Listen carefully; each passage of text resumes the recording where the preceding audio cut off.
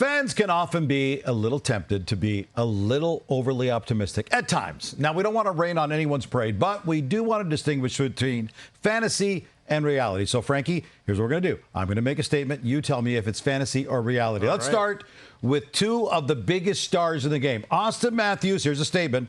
Austin Matthews will score more goals this season than Connor McDavid.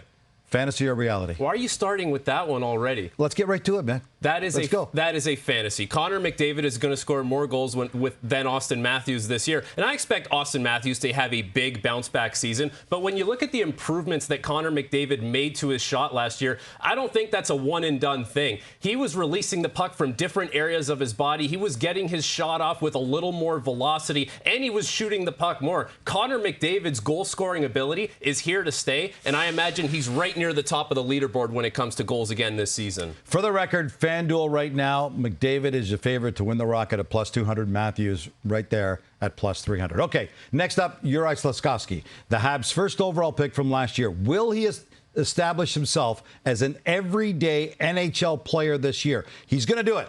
Fantasy or reality? I'm going to say reality, Gino. Listen, this guy is a first overall pick for a reason. There is a certain tool set that this guy has. It's up to him to get there and activate it. But I would have made the decision last year to put him in the American Hockey League, to get him acclimated to the North American game. The Montreal Canadiens chose to keep him in the NHL. Now that's the path that you have to go down again this year. You can't go backwards. So he's going to be in the NHL. He's going to learn from some very bright coaches. There's not a ton of pressure on him internally, although there's a lot of pressure externally in that market. Slafkovsky will establish himself as a good NHL player this year. In case you're wondering, the last first overall pick to play in the NHL before seeing extended time in the minors, Alexander Daig went first for the Sens 30 years ago. All right, one more now. Alex Ovechkin is going to flirt with 50 goals once again this season.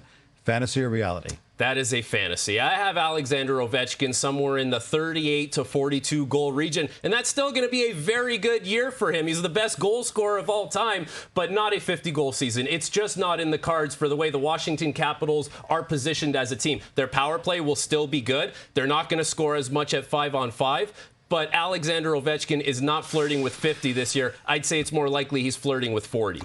Ovechkin has 9 50-goal seasons on his resume. We might need to revisit this take a little later on in the year.